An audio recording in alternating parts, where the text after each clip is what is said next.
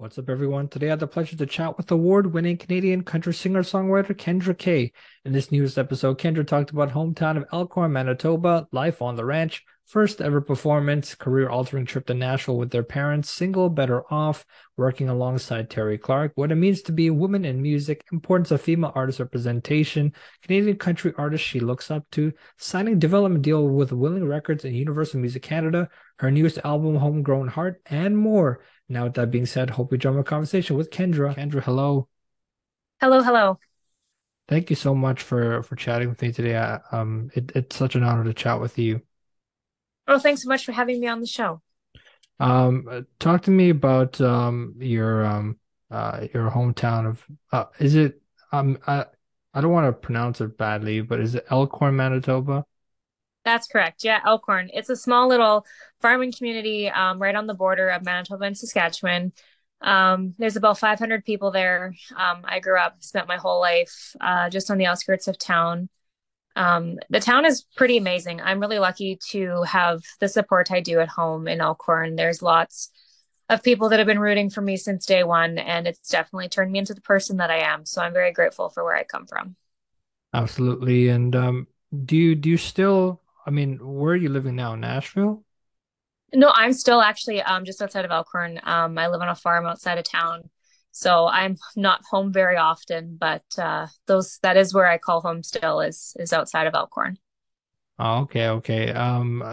But I mean, I think a lot of your, I guess, your roots in music come also from Nashville because you're a country artist and you've done a lot of gigs and you've had a lot of experiences with a lot of great artists, which we'll talk about later on. But um, the funny thing I found about your career was that you weren't so into music before. It started when you were a AAA hockey player, and then an injury kind of set you back, and you chose to use your emotions in a different platform, which was now music. Tell me about that story. Yeah, well, that's just it. I growing up, I played a lot of sports. I was always busy. I was a kid that was in every single sport that was offered around home, and kind of led me to playing a little bit higher level hockey. And it was kind of the dream to go to school and maybe play some college hockey, some university hockey somewhere. And then I had gotten hurt, and I have a shoulder injury. And it was kind of like I wasn't really able to play the rest of the season, and it just my shoulder never really healed. So I started doing more with my music. I always sang growing up. I started singing when I was about 8, but I didn't really take it seriously until after that when I had music to turn to. So I had went down to Nashville actually later that winter. My parents had taken me down. I wanted to enter some radio contest and I needed a demo. And my family was always one to go on family trips. So we went to Nashville for our family trip and I recorded a demo there and it got into the hands of some of the right people that I started working with. And not too many months later, I was in the studio recording my first single. So that's kind of where that journey took me. And I'm always so grateful that, sometimes you got to remember that when there's bad, there's going to be good coming. So that's how I always look at that scenario.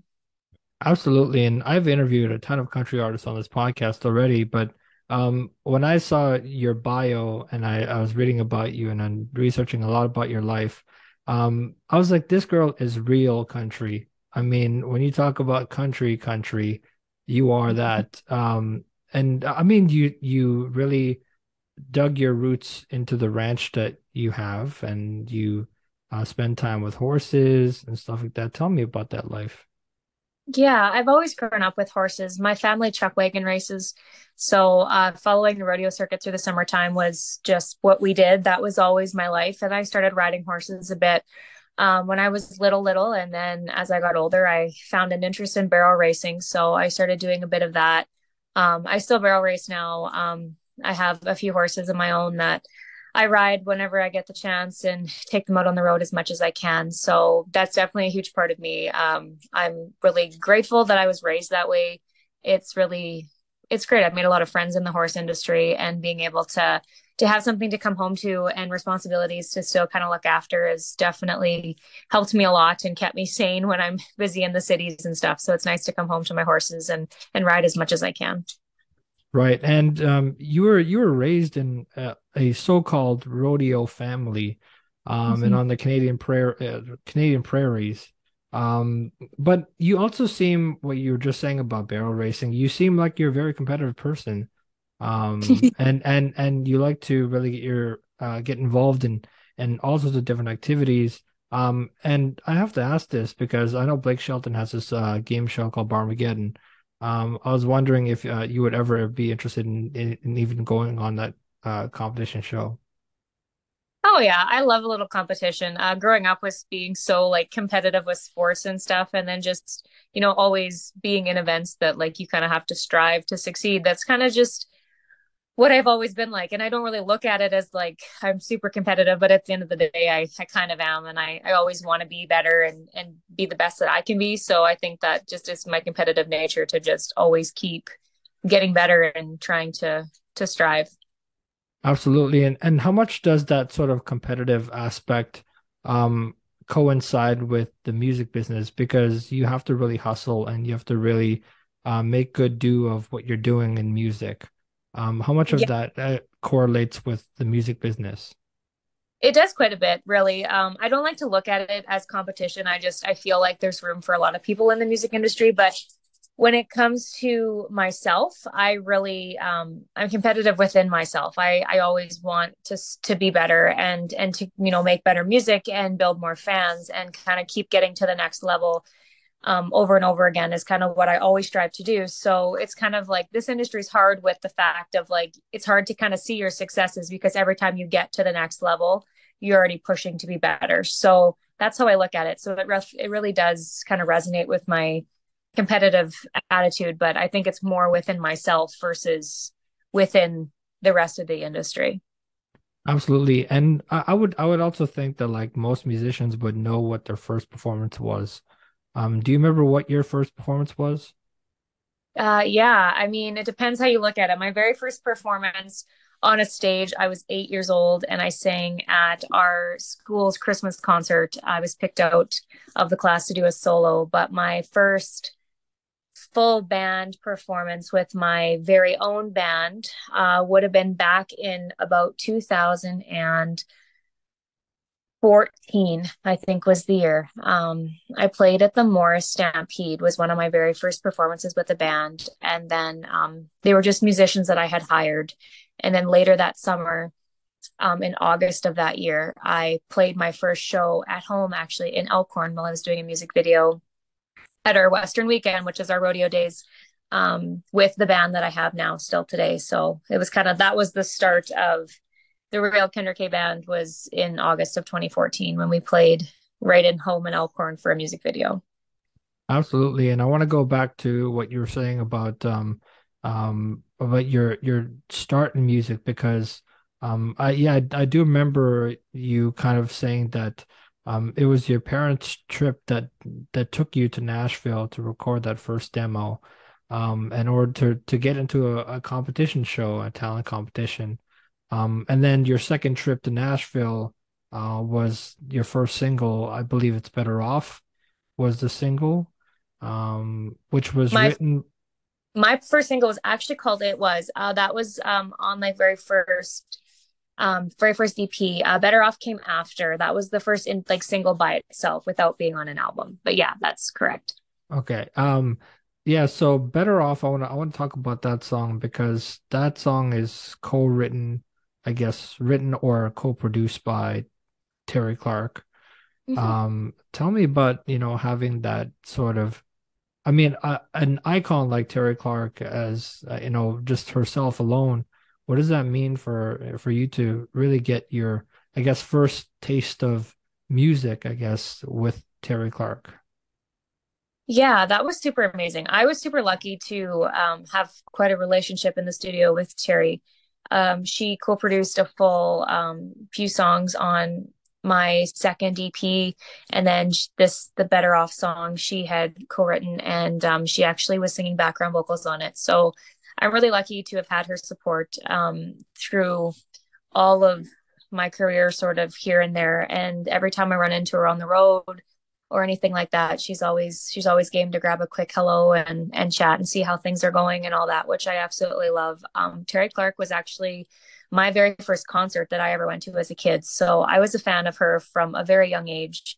And then to kind of have the full circle moment to working with her in the studio was amazing. And she, really helped me pour a lot out of myself because she had so much experience in the studio herself. And I really enjoyed that whole thing. And it made me look at recording and writing a whole different way. So I take that experience and really see it how it's evolved me as an artist.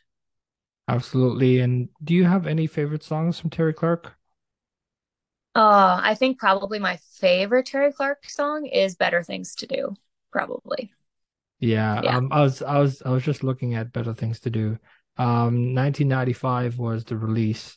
But you didn't, I mean, well, you owned your first record, and it was, I believe it was Garth Brooks, and it was In Pieces. Um, what other records do you own now? Oh man, it's turned into such a singles world. I listen to a lot of records, but it is online. I do have to admit that I listen to a lot of music over, Spotify and Apple Music and YouTube and all that kind of stuff. But I've really listened to a lot of artists lately. One person that I really love, their new album is Lainey Wilson. That album is super cool, and I really enjoy listening to that music. Cody Johnson is another one that I've listened to from top to bottom multiple times. I kind of definitely like that, more traditional, modern sounding country that's coming out again, which is definitely the lane that I strive to be in. So it's kind of cool to see artists like, big artists like that taking that traditional sounding country music and making it sound so modern and so fresh. So it's definitely those types of albums that I'm listening to through and through. For sure. And Lainey Wilson, yeah, I totally agree with you on that one. I think Lainey Wilson is definitely one of the more up and coming artists that have really solidified her spot in music and in country music. Her album Bell Bottom Country, which is a great title for an album, and Cody Johnson's album is really good too. My favorite song from Cody Johnson is Till You Can't. And that's a song that I've been singing for quite some time. And he's done a lot of also great collaborations, and he's been able to perform in front of so many different legendary people, including Vince Gill, recently at the CMT Giants. He performed When I Call Your Name. Um, I mean, was there any other traditional sort of country artist other than Lainey Wilson and Cody Johnson that you kind of looked up to? Um, it's a lot. I kind of look back into the 90s a lot with country and maybe even farther back a bit. Um, like Patty Loveless and Carlene Carter and that kind of era of country music for women was something that I really listened to a lot growing up. And then into the 90s with Patricia Yearwood and Terry Clark, of course, and Patricia Conroy, Michelle Wright, and Shania Twain, of course. All of us Canadian girls love our Shania. Those are definitely artists kind of growing up that I listened to that helped shape who I wanted to be as an artist and kind of got that strong female empowerment from at an early age because it was just music that I liked to listen to. And then it kind of evolved into the type of music that I started to sing and then kind of into the music that I started to record myself. So it's definitely been an uphill climb from listening to that music growing up to creating it myself. Yeah, absolutely. And for me, listening to people like George Strait, listening to people like Vince Gill, and sometimes you do get moments where you listen to people like Frank Sinatra, and Bing Crosby, but that's just a few of the names that I currently listen to. But obviously, you are a female artist, and you're very vocal about how important representation is also in the industry. Can you talk to me about the significance behind that and why you feel so strongly about that? Just when it comes to females in the country music industry, there's definitely been a big shift over the last few years, which has been nice to see. But kind of going back a little bit farther than that, it was hard for women in the industry. And I don't like to play the poor women, poor me kind of card, but it's definitely you've seen the shift at radio when it comes to the charts and just festivals and everything. There wasn't many women being played much, and there wasn't many women getting spots in festivals and all that. So there's definitely been a shift, which is very nice to see. But I just feel it's important. There's a lot of strong women coming up, especially here in Canada. So it's nice to see that they're getting some recognition and that there's some artists doing such big things, and not even just here, but over in the States and across the pond and everything. So it's it's nice to see that, and I really believe that the women can do just as much in this industry as men can. So I hope that the shift keeps heading in the right direction for that. For sure. And I want to read something that you said about female artist representation. You said being a female artist can definitely have its disadvantages at some points, but I believe that there's been a realization of the wrongdoing of misrepresentation of females at radio, festivals, etc. The talent pool in Canada right now is huge, and there are so many strong females coming up at the ranks and making a name that we have started to see a shift in the way females get looked at. And so when you're talking about seeing that shift, in the female category of music, I guess. What does it mean to you being a woman in music today? Well, it means a lot, definitely. That's kind of it. It shows that things were realized that there needed to be a shift. So it's when you see it, it's nice to see that there's a lot of, like I said, there's a lot of strong women coming up and making a name for themselves, and in making history and breaking barriers and stuff. So it's definitely what all of us females want to see, because there's definitely just as much talent on the other side of the gender than what used to be kind of shown. So I'm glad that the shift has been seen and things are starting to look the right direction. Absolutely. And in 2019, I guess you won back-to-back MCMA Fans Choice Award. But in 2020, it was so-called a tough year for you. And there was a lot of, because I guess for a lot of musicians it's tough when there's a lot of virtual things happening rather than being physically in person with fans and doing performances live. But when you're spending so much time on the road, you kind of forget that there are bigger things that matter than doing live performances all the time. And you talked about, sometimes when you're in the hustle and bustle, you're recording and writing, and it's a cycle. You can lose sight of who you truly are as an artist when you chase the commercial market. I mean, when that 2020, I guess that's when the lockdown really started. How important was it for you to ground yourself in that moment and to really understand the more important things? It was huge. I was lucky that I kind of don't live in the middle of the city, and was kind of confined to my, little house or something like that. Like a lot of people, unfortunately, were. Just being out in the country, I still was able to get outside and do a lot. I turned to my life on the farm, and it really just it kept me going. But it also made me realize how much I love touring and how much I love music, because when I didn't have it, I sure missed it. And it made me want to be better and just to be able to make a career long standing of it, because at the end of the day, when I didn't have that to turn to, I felt like I kind of lost a piece of myself.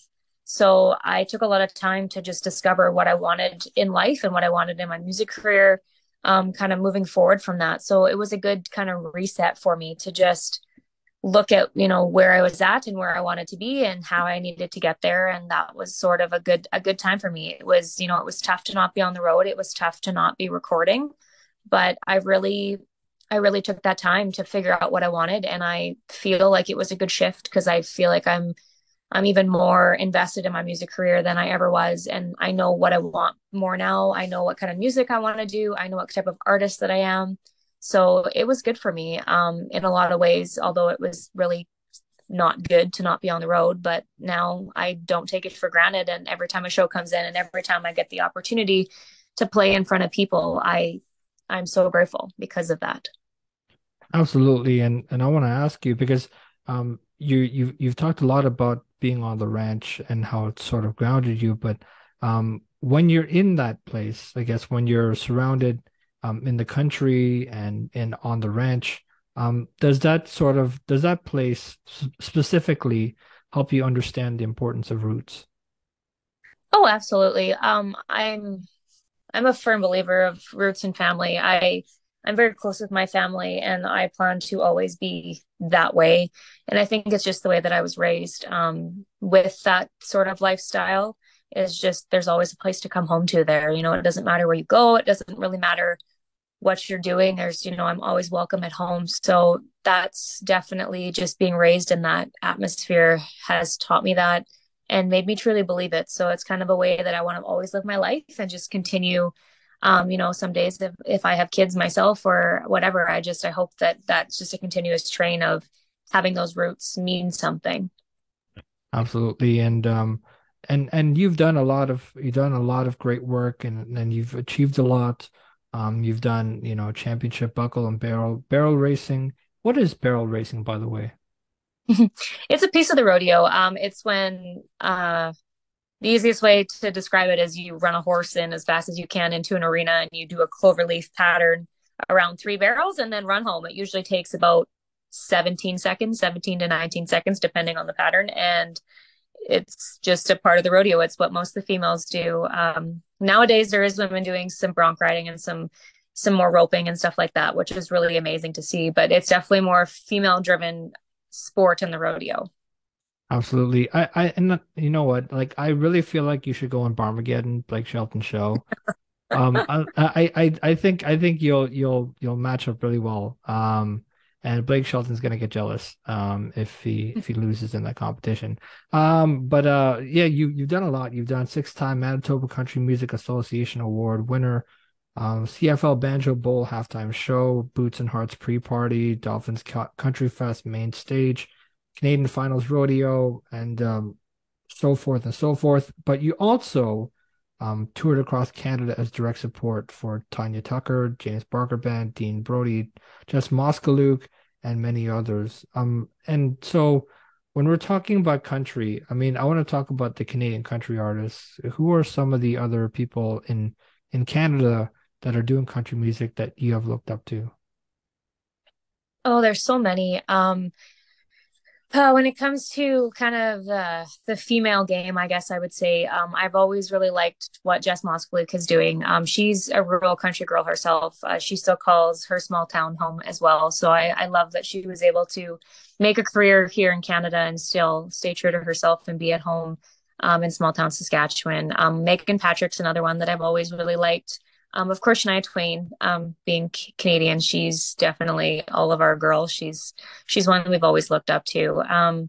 There's a lot of men as well that I've loved listening to over the years. Of course, just playing shows with like Charlie Major and Dean Brody. Those guys are like super cool, and it's just so amazing that they welcome a young female, to open for them and have that amazing experience. So there's a lot of Canadian artists. I feel like everybody right now that's kind of making waves. I support and I look up to because this industry is hard. So kind of for everybody that's trying to do it too, I look up to what they're doing and continue and want to be a part of this industry with them as well.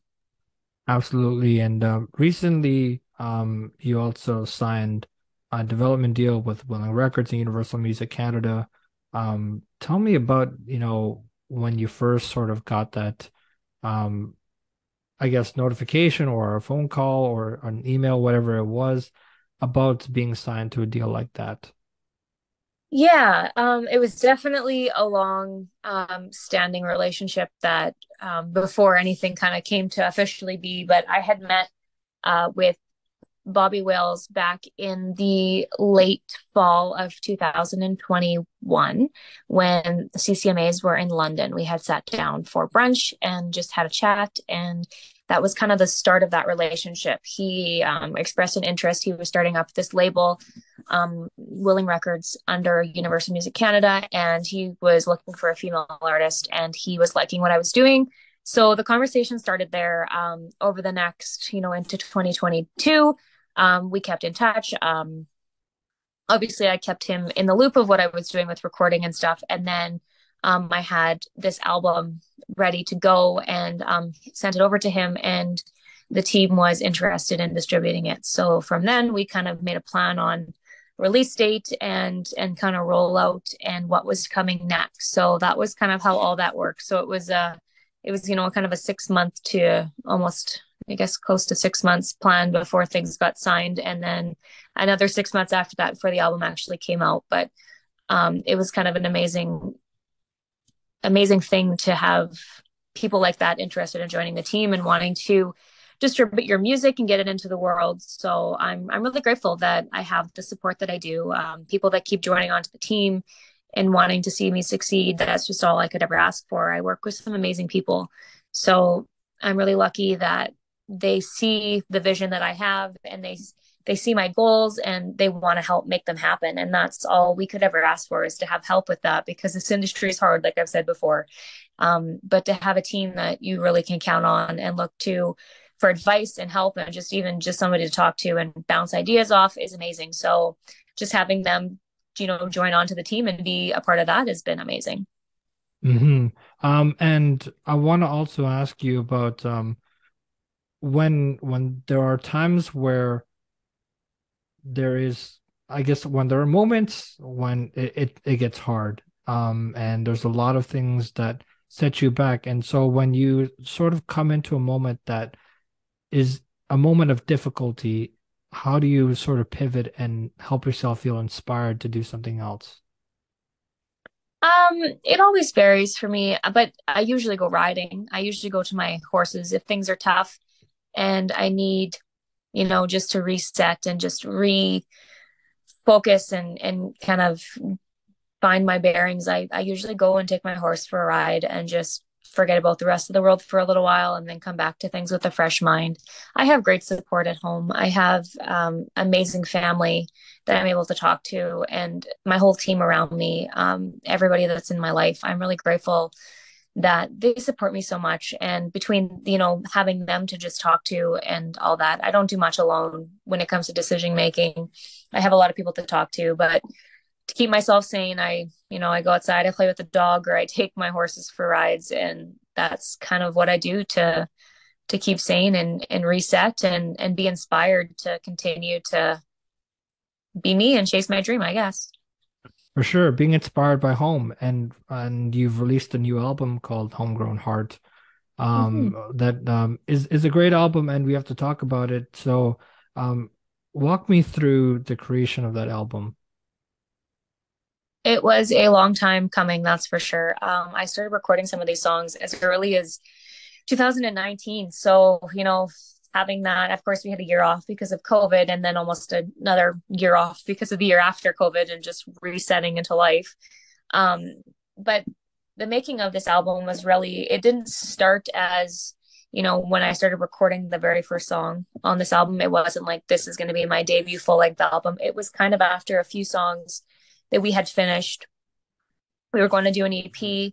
Um, was just a few songs was the original plan when I started recording. And where I was at in my life and where I was at in my career, I really felt it was time to introduce myself to the world, and to put out, my debut full length album was something that I felt I was finally ready for. Because I've been recording music now for almost 10 years. I first went to the studio when I was 15 years old. So I really have figured out over those 10 years who I am, what I want to say, how I want to be, what kind of artist I am, what kind of songs I want to sing and write and record and all that stuff.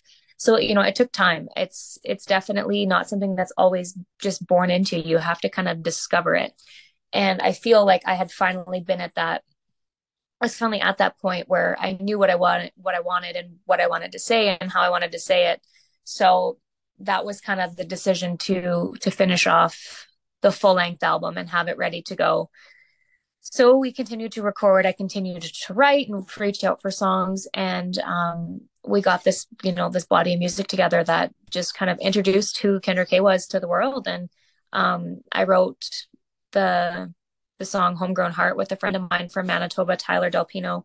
And I felt like it was the perfect title just to introduce myself to the world, because at the end of the day, that's all I am, is just this country kid that was chasing a dream. And, my heart is definitely embedded at home on the farm, and it's made me who I am. So that's the title came from that. And I got to do the photo shoot with my barrel horse, Jan, and she's on the cover of my album with me. So it was the whole thing just all worked out to be kind of the perfect storm. And I'm really grateful that this is finally out into the world. And it went number one on iTunes when it released the day of. So I couldn't have been happier with how that all went. It's just kind of the dream when you put out an album to have it go number one and have so much support and love behind it. It really meant the world. Absolutely. And I want to talk about the title track, Homegrown Heart. There are lyrics that are very poignant in that song. The first verse that goes, but there's a little piece of land outside a little no map town you never see, and there ain't too much around, but if you look around, you find me. It's where the dirt roads of stories and family generations run deep. No, there ain't too much around here, but that's where you'll find me.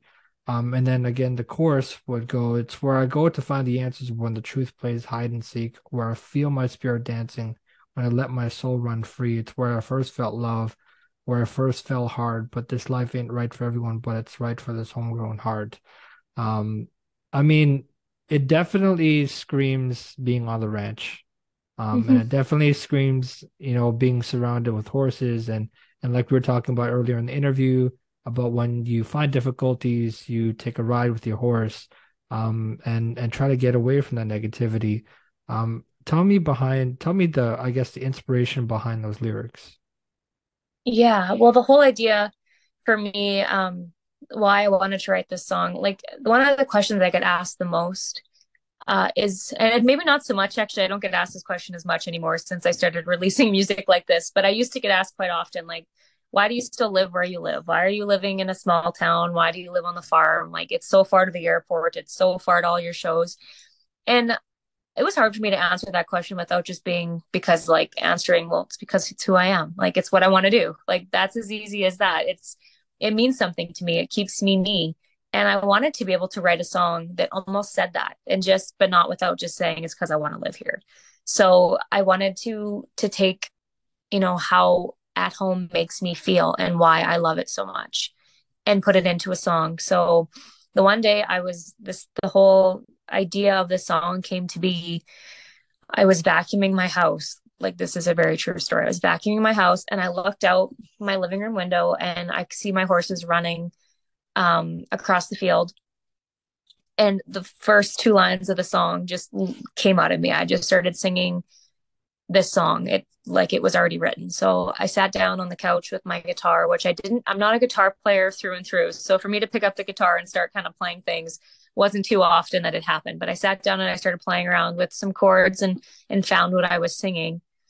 And then later that week, I had a write with Tyler, and I said, like, I have this song kind of started. I just need a direction with it. And I told him the story of kind of what life meant to me on the farm and why I live where I live and what I love about it and what it means to me, and played him those first few lines. And from there, we just kind of started writing, and I started telling him stories, and he kept pulling ideas out of me, and this is what we came up with. So that's the whole story behind Homegrown Heart, and I'm really pleased with how the song turned out. I feel like it is a real representation of how I feel about being at home and why I live where I live. So it did its purpose and kind of got to introduce myself to the world.